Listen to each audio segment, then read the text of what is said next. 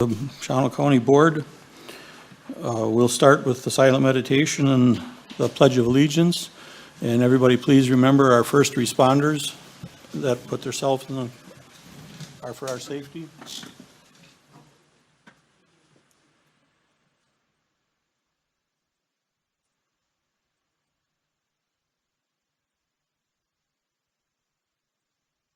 I pledge allegiance to the flag of the United States of America and to the republic for which it stands, one nation, under God, indivisible, with liberty and justice for all.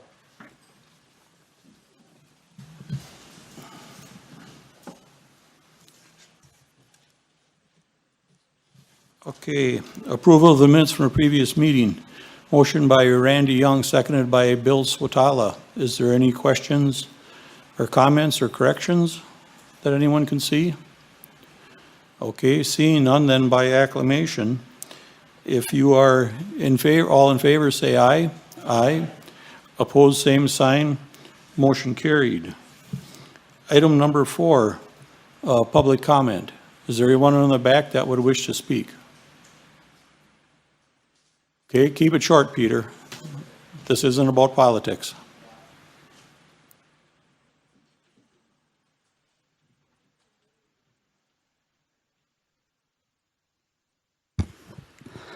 Good afternoon, everyone. My name is Peter Schmidt. I just want to get you guys' thoughts on what your thoughts on proposing to ban private money into our future elections. I just want to encourage you as a county board to think about that, and please get back to me what's your thoughts on that. So I appreciate your time and look forward to a good meeting. Thank you.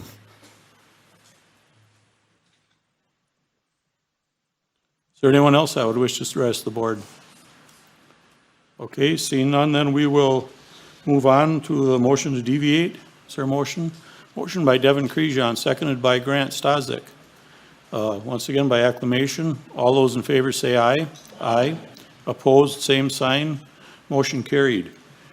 Okay, now that I have the permission to deviate, I would like to go down to item number 12. Resolution number 21-22. Kara?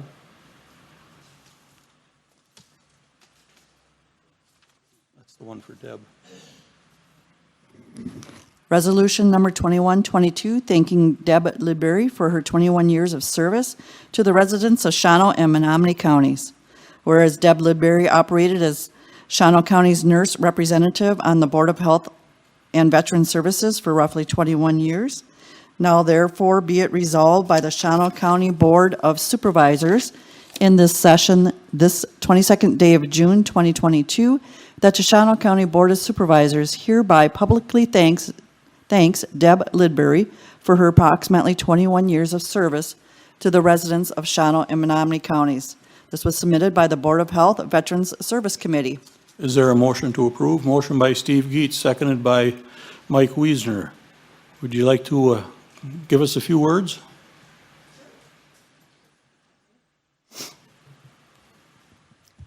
Thank you for your time. My name is Terry Harmala, and I have the privilege of being able to offer this to Deb Lidbury. She's the RN representative for the Shawano Menominee County's Board of Health for over 21 years, and just really want to thank her help. She's been such an advocate for the medical portions as well as the community.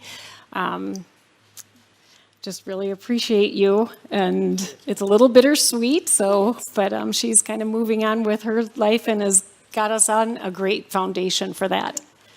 And I just want to say I appreciate being able to serve. I've served obviously a long time, since Elizabeth Grunwald, if anybody is as old as I am. But you have a health department that is in a very, very healthy state, and I think you can be very proud that they're going to take this county, Shawano and Menominee counties, into the future with prevention and all the things that are going to serve the citizens well of this county. So thank you very much.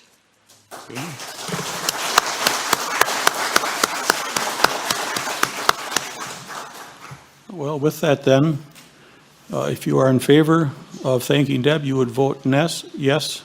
If not, you would vote no.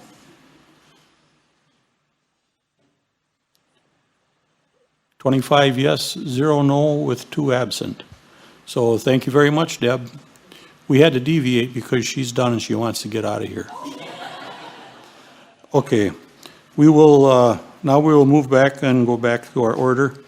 We'll take about a 10-minute recess for our county board picture since it's a nice day finally.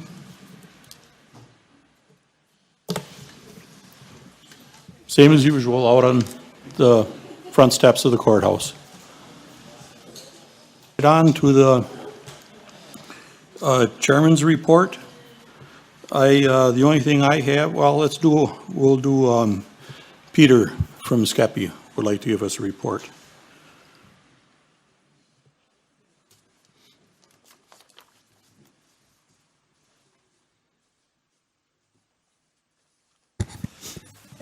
Good afternoon. Thank you for having me. I was asked to keep this a little bit short. There are this is all in your packet, 3 big things that I want to draw your attention to. The first one is I want to thank the county board for investing in the housing study for Shawano County. The study has been completed. We have the results, and you may not know this, but Shawano needs housing. But the surprising thing of the report was that we need more market rate housing in the community, so that's a little bit higher end. Yesterday was ribbon cutting for Swiderski Company, and those 200 units are filling up right away, proving the demand for housing in the community. And just to give you some high-level data for the year, the one thing that you'll notice is the median sale price in May surpassed $200,000 for the first time in the history of Shawano County at $217,000, showing that there's still demand but lack of supply. Unemployment is down year over year. And the important thing for you is the net new construction was up again, and I expect another increase this year, which helps on budgets going forward. Business assistance, I would like to make sure that you encourage all of the companies or businesses that opened in the last year, back to 2021, that there is still the bounce back grant available of $10,000 if they opened a business. It's very simple, straightforward. And to date, through the end of May, we've had 32 county businesses receive that $10,000 grant. The other studies that came out this year, we're working on a broadband study that was completed with New North that mapped broadband throughout the entire region and also laid out a strategy for Shawano County to get broadband to all the houses. The recommendation from the study was to develop what they call a middle mile, which is a fiber ring around the county that will connect most of the county buildings and some cell towers so that communities can easily hook up to fiber. It's not inexpensive, but I think it's a critical need for the county, and I know we're working with administration on how best to do this with some local providers. The other study that was of interest actually was related to Shawano Lake, and we had UW-Oshkosh do an economic impact study on Shawano Lake, and it's about a $30 million annual impact to the local economy. We were lucky and fortunate that this was a free study.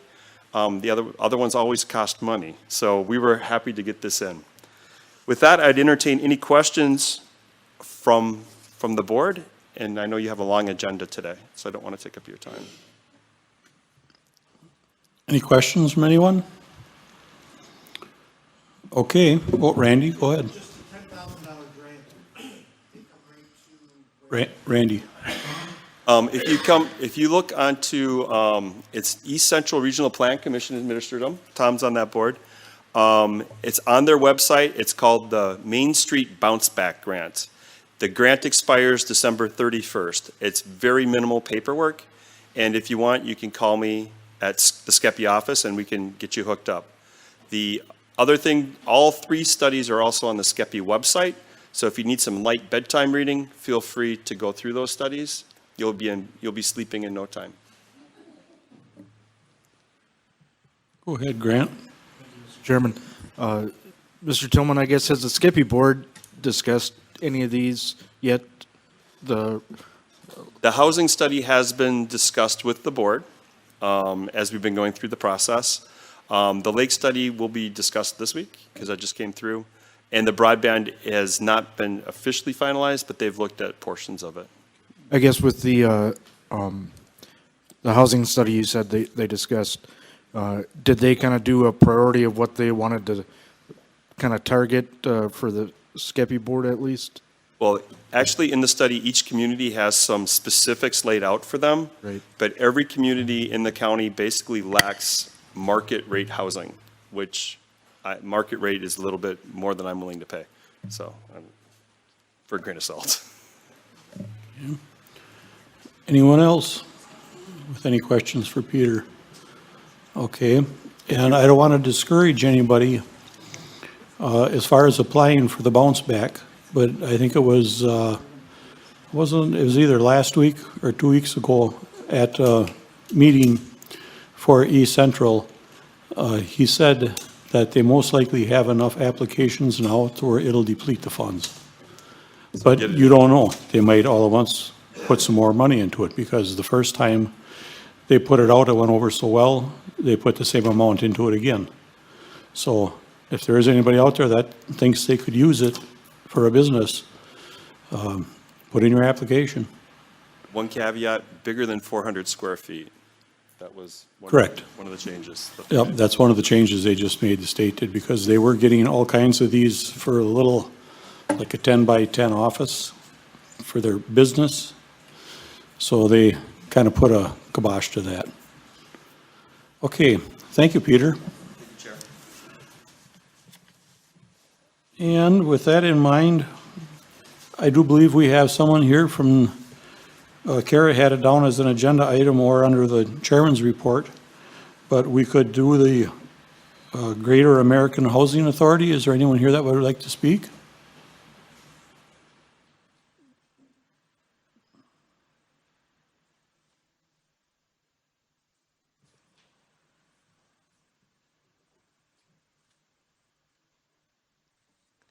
Good afternoon, everyone. It is actually called the Greater Shawano Area Recovery Initiative. So if you would just note that minor change.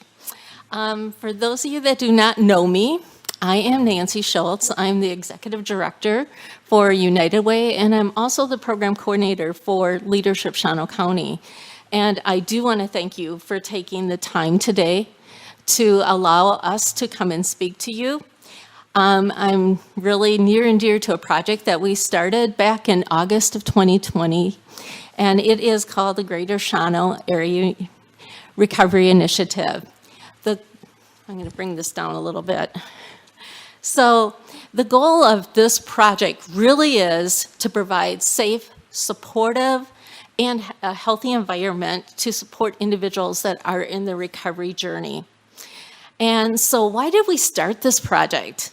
Well, each year what we were noting is that there were over 500 people receiving detox services at our local hospital. We also know that our local and our county law enforcement have reported an increase in the number of people overdosing on drugs and alcohol. They also are seeing an increased number of domestic and disturbance complaints, often where alcohol and or drugs have played a factor into those requests for services. Additionally, it impacts substance abuse disorder in our community, because often what we'll see is individuals struggling with it will be homeless, have food insecurity, domestic and child abuse, property crimes, and increased demands on community programs. Currently, individuals seeking recovery services in our community often have to seek those services outside of our county because they are lacking in our community. So what kind of gaps are we seeing right now in regards to substance abuse disorder? We lack treatment services in our county. We also lack recovery resources.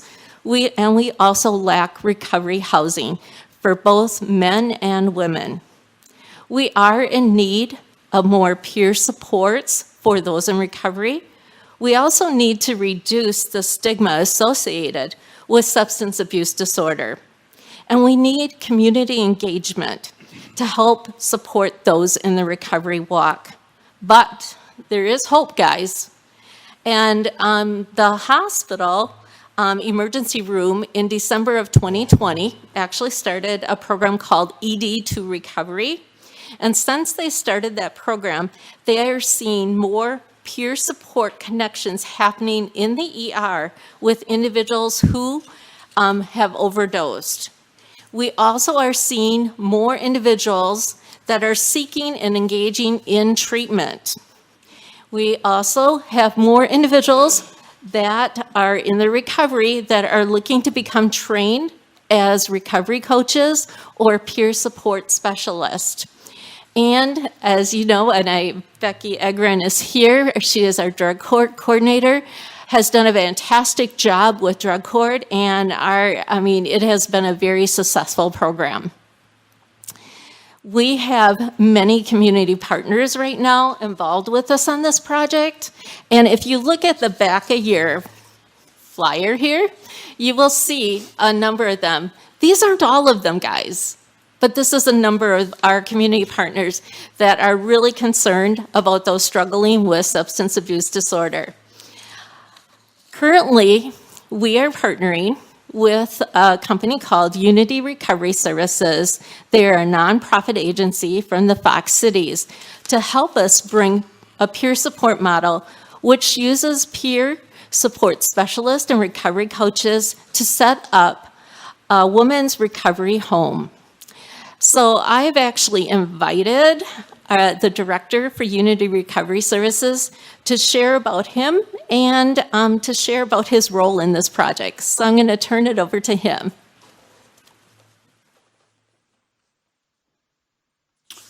Okay, thank you, Nancy, and thank you all for the opportunity to be here today. My name is Todd Vandergalen, and I am an individual in long-term recovery and also the executive director of Unity Recovery Services. So what does in long-term recovery mean to me? It means despite several years of using crack cocaine and other mind-altering substances, I am, as of July 1st this year, going to be 20 years completely free of alcohol and drugs. And for that, I am very grateful. And I must admit, the community that I lived in at the time had a lot to do with it. It was not my own effort. So I'd like to let you know, speak from the heart here for a minute, that my recovery was initiated in drug court in Cincinnati, Ohio. Okay, I ran into the law, and they gave me the opportunity to turn my life around, and I was in such a place that I was ready for it and was willing to do whatever it took to get clean and sober. And that, for me, has been a difference maker. You know, after I completed drug court, went to actually sober housing, which is what Nancy was talking about. And I spent close to a year in sober housing, also extremely important in my recovery path. And during that time, I went to school. I regained some strong employment. As a matter of fact, I eventually worked my way up to being in a Fortune 500 engineering company as an engineer and a project manager. I actually gave that all up recently to become the executive director of Unity Recovery Services, which I founded back in 2018. So we've been around about 4 years, and what we're trying to do is basically build a peer recovery workforce in Northeast Wisconsin. And Shawano is our third municipality that we're working in, actually. So it's quite exciting. So I wanted to share with you a little bit about critical recovery components. These were critical to me, and I see them to be critical to everybody else that goes through and sustains long-term recovery. It is important that individuals plan of action with accountability. Each individual must have their own plan, and they must be held accountable. Not one plan works for everybody. Regular engagement in recovery support activities and events. What that means is it's important for them to stay engaged with their recovery community. Could be 12-step programs, could be a recovery walk, it could be any number of things. But whatever, it needs to be a group that holds them accountable. We want them to develop recovery capital, which, by the way, really consists of internal and external resources that we use when we're vulnerable, because the recovery process is a very long one. It's not within 6 months or a year, I'm all better and I don't want to ever use again. It goes on for many years, and I have to learn how to react to that, respond to that. It is really important that we address people who are entering recovery, their basic needs. For me, the critical needs were in fact housing and employment. Obviously, food, critical. I was very fortunate to basically get funded through the state of Ohio for close to 2 years of treatment and recovery services. And that meant health care as well. So when I had 2 years of recovery, I was actually very well, because I did get continued services. It was possible for me to reconnect to my family and to my community. I had amends to make. I had to go down the journey of making some difficult reparations with relationships with brother, parents, things like that. More difficult was connecting with my community. I had a very small community that I really was comfortable with, and that was people in recovery. So to be able to come out and speak to you today is pretty uncomfortable, right? Because it's difficult to share about something that there's a lot of stigma out there about.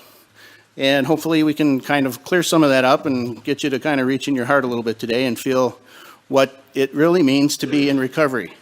Because people who are even currently using, addicted to drugs and alcohol, are not bad people. They're actually good people who've made some bad choices.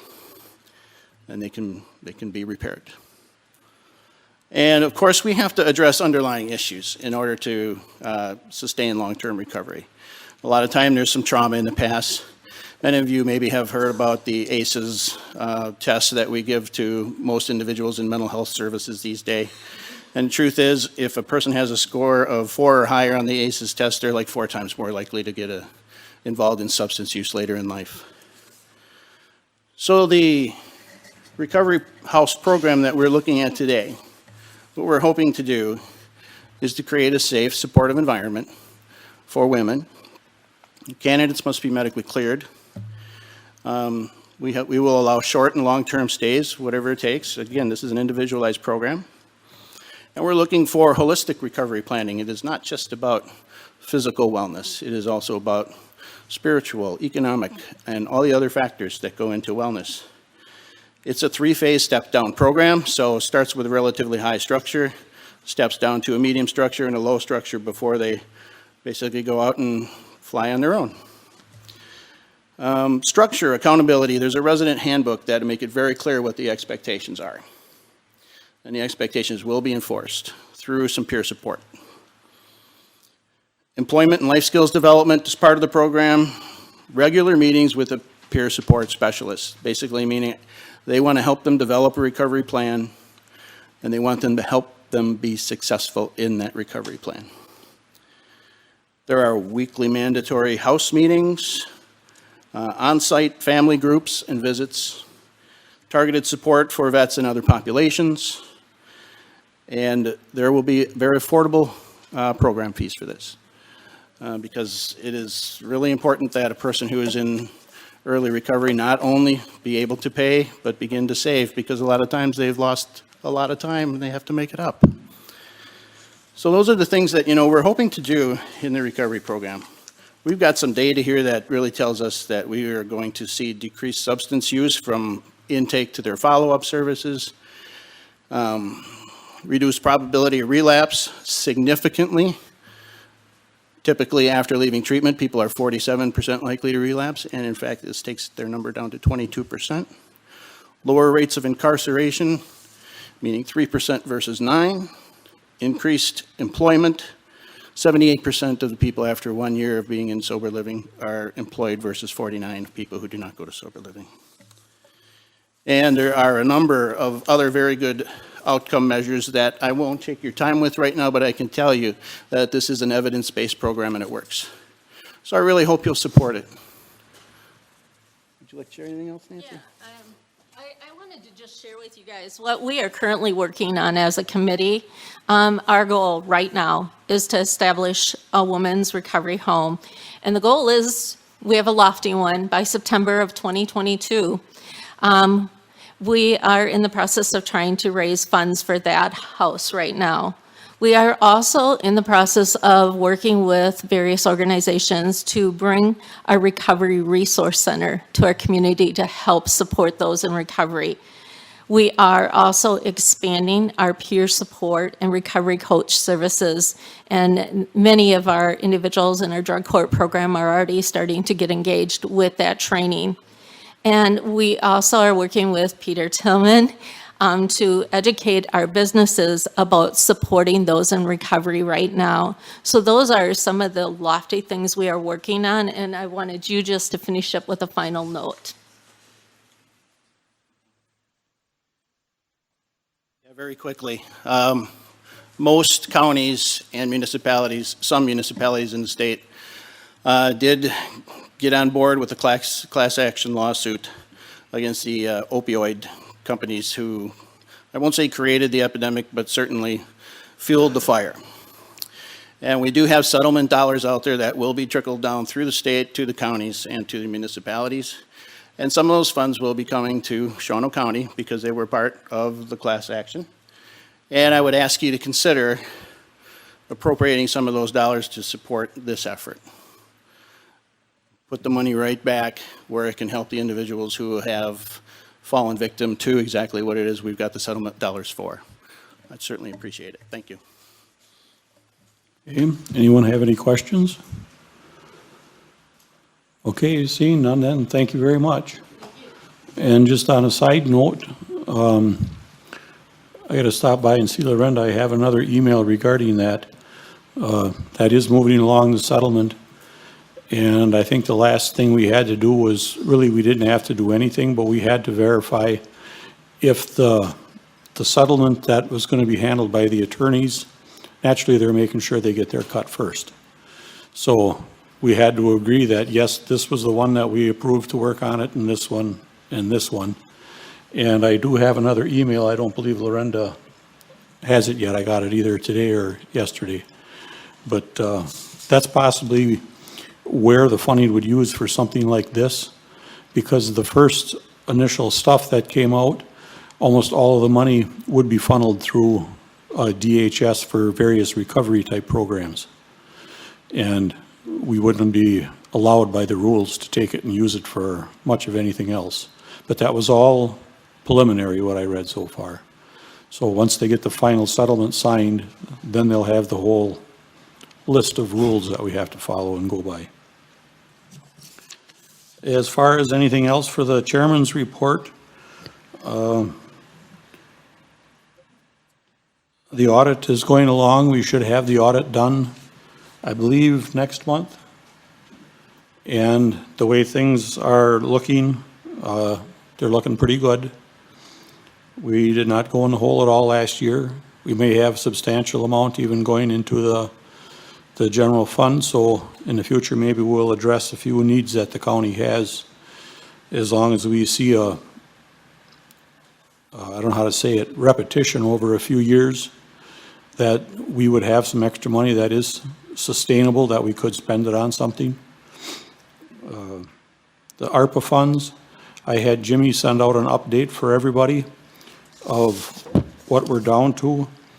In the last month or so, we did a couple of bigger ticket items.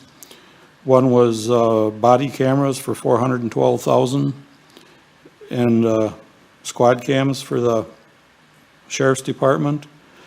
Data center upgrade for in TS, some work they needed there, and $265,000 for the East Highway fuel system. The East shop is the only one where, well, it's the oldest one that we got right now. And all the trucks and the newer equipment you have to run, they call it DEF, diesel exhaust fluid. And we did this not too long ago at the central shop, and we redid the one at the western shop. And we put everything in bigger, and the eastern one is only the only one left where they can only come and dump part of a tanker load. And we get a pretty good reduction in price if they can leave the fuel depot and they can go just to one highway shop and dump their whole truckload. And so that is a high cost, but we expect the sheriff's department is buying fuel out of the various 3 they will be. That'll make that accessible for them. And not a huge savings, but any kind of savings we can generate from that and upgrade our current systems, we thought was a good use of the money. We are down to, even with our second payment, I don't know if we got it. Did we get it yet, Carrie? Okay, I know some of the municipalities have received it. We, as Little Village in Anwa, we did get our second payment, so I would think it should be coming right shortly. And with our second payment and the things that were approved to date, we're already down to $2,979,000. So it goes fast. I would like to, at the next executive committee meeting, I'm maybe going to put together a list of some priorities yet that I think we should have. And one of them I was looking at was possibly turning some of that funding over to KIP, to let them have it to handle it and to spend it, because their funds are getting depleted. With the ATC money is, rough idea, any, Carrie, what's left in there? A couple $100,000, so that doesn't go too far. So that'll be coming forward to the executive.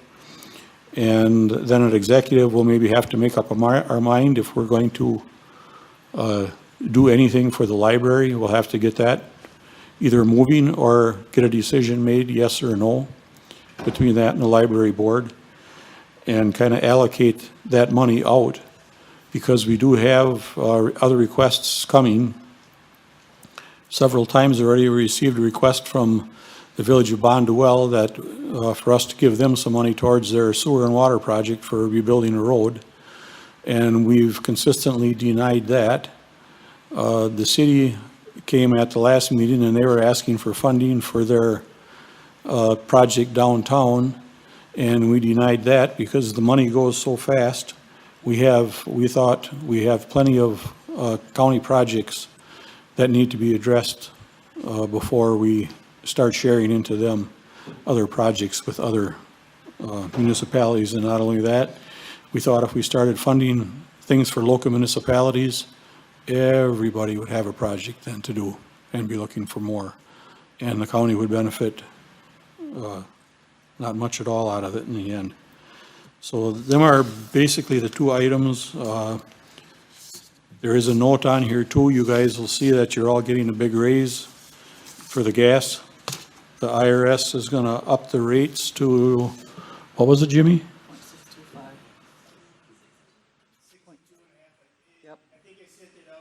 think I sent it out to everybody with the updated rate that you'll be getting. Yeah. And so you get that. And then I'll Starting next month. I gave Tom the updated sheet on the ARPA today, and I'll send that out, so you'll have that today or tomorrow, first thing tomorrow. Okay. All right. Other than that, I really have nothing else to bring up. It's fairly quiet. So we will move forward then to item number 9, reading of petitions and memorials. Kara? We have none. Okay. Item number 10, resolution number 19-22. To approve zone change for Dennis M. and Cheryl A. Shabilsky, revocable trust. Whereas the Maple Grove Town Board, acting on recommendation of its Planning Commission, recommends approval of a zone change request for Dennis M. and Sherry A. Shabilsky revocable trust. Now therefore be it resolved by the Shawano County Board of Supervisors in session this 22nd day of June 2022 that it approves the zone change as follows. Z-3-22, Dennis M. and Cheryl A. Shabilsky revocable trust requests a zone change on a 21.4 acre parcel from FH Farmland and Forest Holding Zoning District to AR, agricultural residential zoning district pursuant to the Shawano County zoning ordinance number 7-14, table X.2.02 to table X.3.02, and section X.9-.03, 287, for the purpose of constructing a single-family dwelling.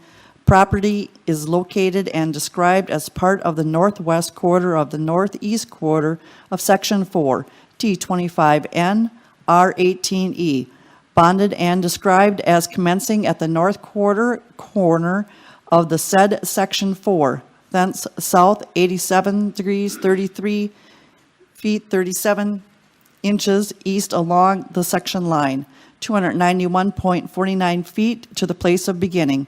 Thence continue on the same line, 1,037.82 feet to the northeast corner of the said fractional quarter, thence south 2 degrees 16 feet 59 inches west along the 1/16th line, 1,749.89 feet to the southeast corner of the said fractional quarter, thence north 87 degrees 11 feet 6 inches west along the 1/16th line, 789.01 feet to the northeasterly line of State Trunk 29.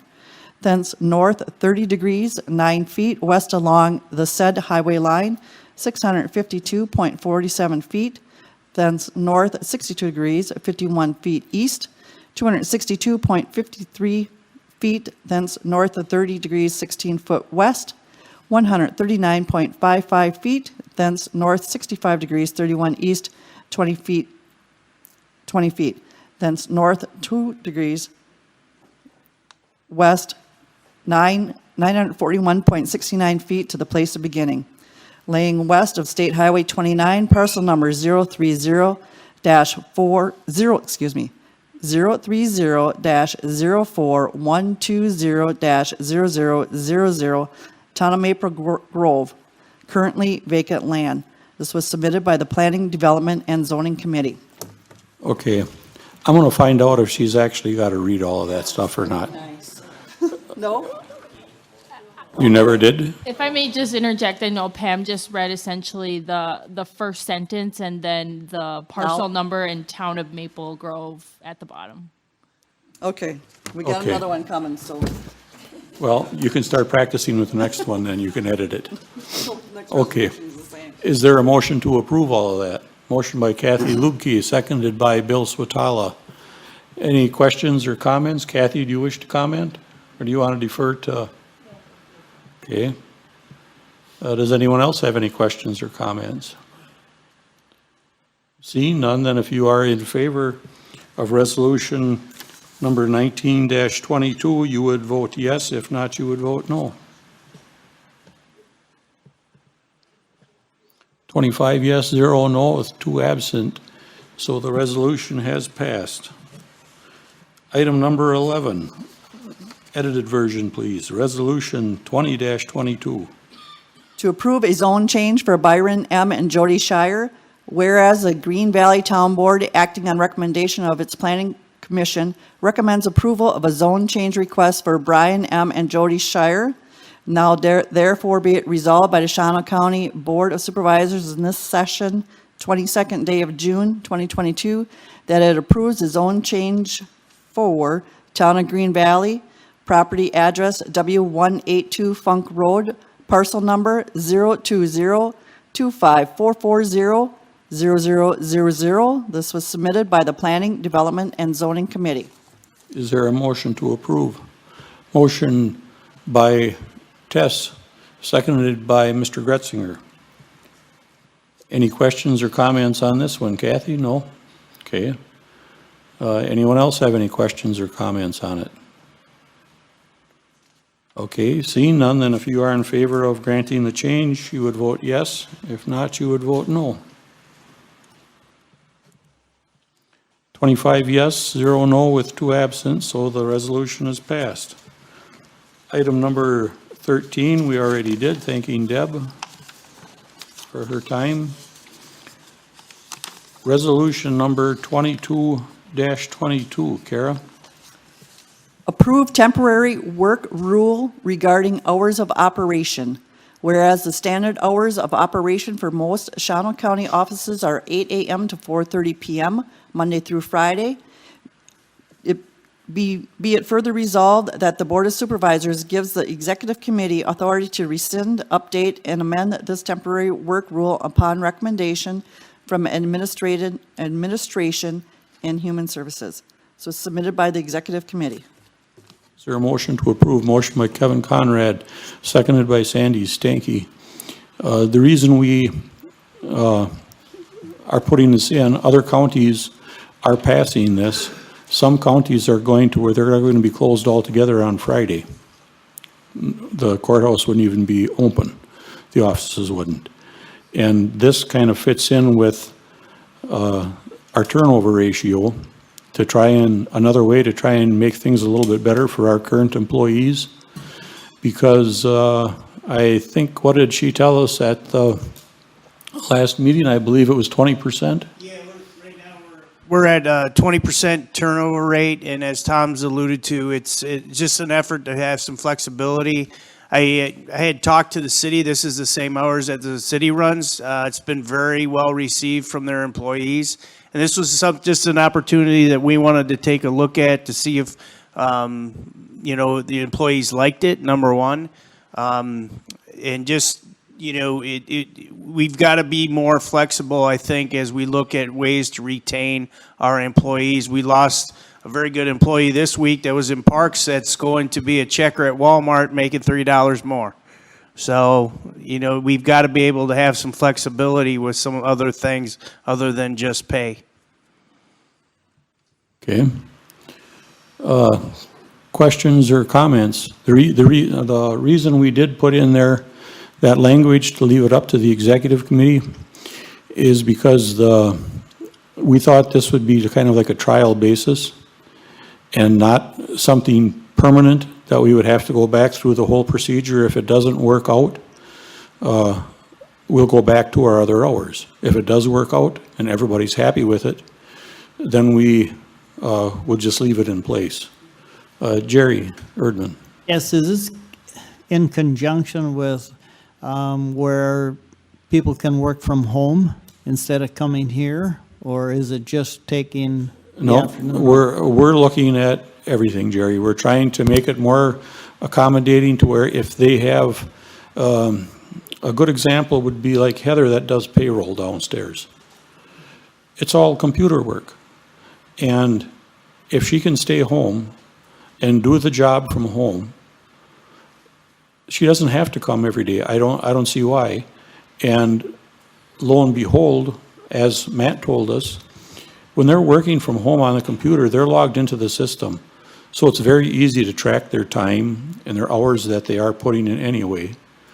And that can all be followed, and he didn't think that would be too hard of a problem to follow it. So we're looking at trying more things like that, because when you think about that turnover ratio, that's 1 in 5 people.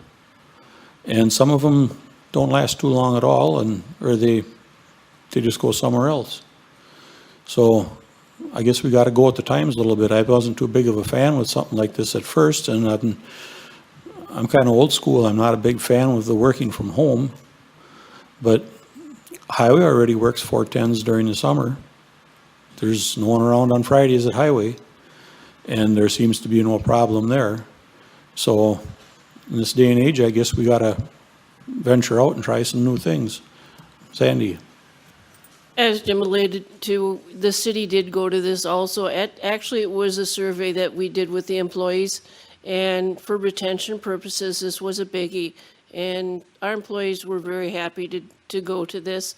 I'm not a big one either. I don't like seeing things closed, but people have adjusted and they know what the hours are and they follow as accordingly, and the employees do like it a lot. The one thing I would just add is if you're here in this building on a Friday afternoon, it is generally a ghost town. The one issue that came up Kara brought up was marriage certificates. Usually at 4:30 on a Friday, you'll get 2 or 3 couples that come in for a marriage certificate. And Kara's going to go to appointments on that. And just so we're clear, I had asked all the directors about this. I asked all the elected officials about this. I got feedback from the directors, and the only elected person I got feedback from was Kara sitting here. So, and overall, it was widely received from the directors. Okay. Is there any other questions or comments? Grant Stazik. So I guess just a question, being that it's temporary, if it would become permanent, would that have to come back to the board, or is that what that is covered in the executive committee? That's why we left that piece in there, Grant, where if it's going good and it's working for everybody, we would just leave it in there. But then it would always be termed as temporary? No, we wanted to just, we were gonna just try this for a while. But then the legal beagle cut us off and said we have to have a resolution to change the hours. Yeah, per statute, we need to have a resolution because it's as the board directs in regards to at least the elected offices. Per statute, it says as the board directs, but again, giving the executive committee the power to make that change later on. You guys are directing that as well. If you're allowing this resolution to go through, indicating that you're giving the executive committee the power to change the hours later on if this isn't working out. If it isn't working out, then the executive committee would repeal it. But what I was thinking, Grant, is if it works out, then we could just run it through the executive committee and let it keep going. And we don't have to come back to the full board, because I think it's going to work out. Right, yeah, I don't disagree with that. I guess I was just hoping that at some point, if it worked out, that the temporary got taken off. That's what we would just run it through executive. We can amend this and have it come back to the full board, but we were just thinking about doing that just to expedite things a little bit. Any other questions or comments? Okay, seeing none, then if you are in favor of resolution 22-22, you would vote yes. If not, you would vote no.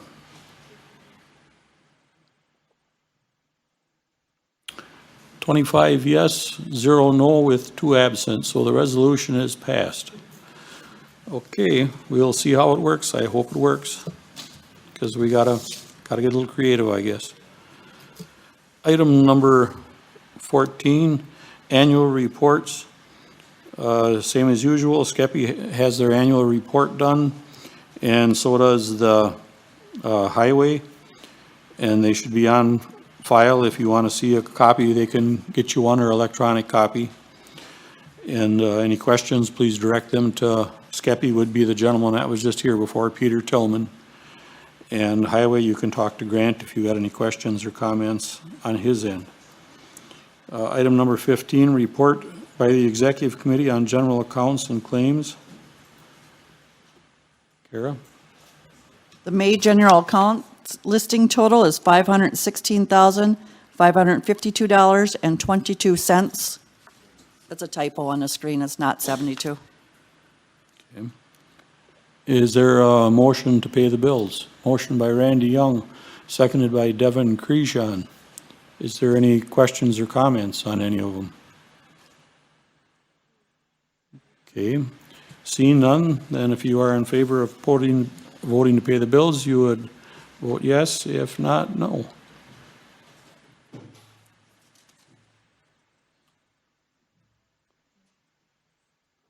$25 yes, 0 no, with 2 absent. Item number, let's see, 16. I didn't check 15 off. Item number 16, special orders or appointments. Any? Kara? There are none today. Okay.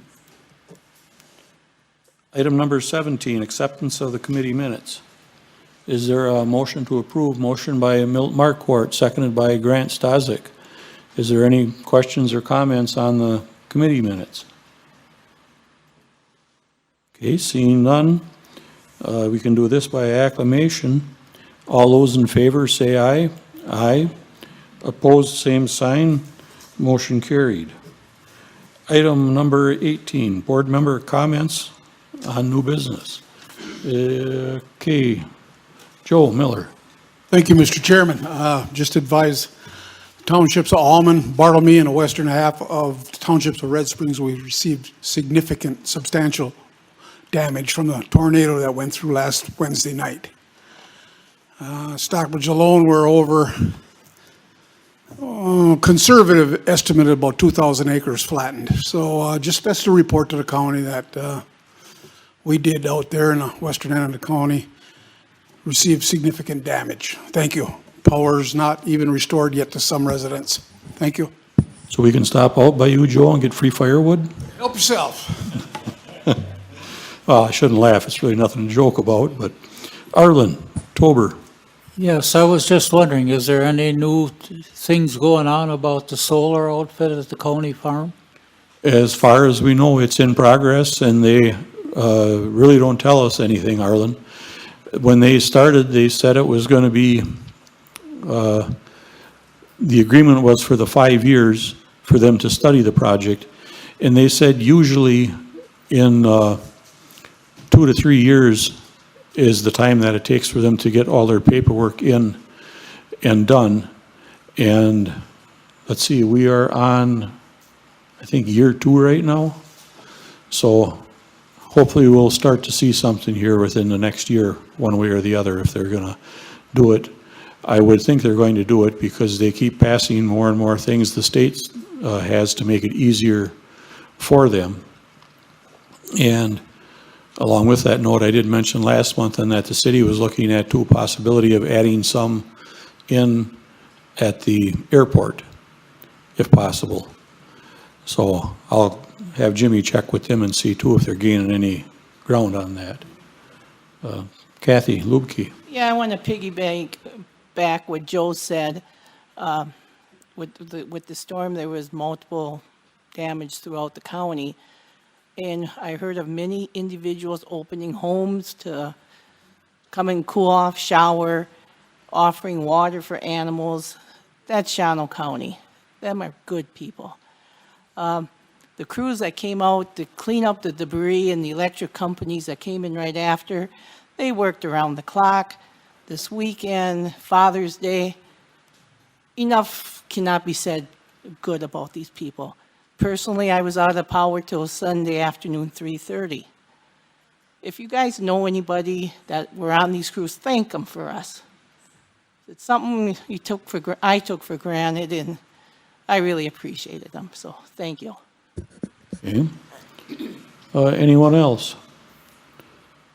Okay, and seeing none, then we will move on for 19, claim report for the County Board Supervisors. Kara? The total for June is $2,303.81. Okay, is there a motion to approve? Motion by Terry Tipton, seconded by Kathy Lubke. Any questions or comments? Seeing none, then if you are in favor of getting paid, you would vote yes. If not, you would vote no.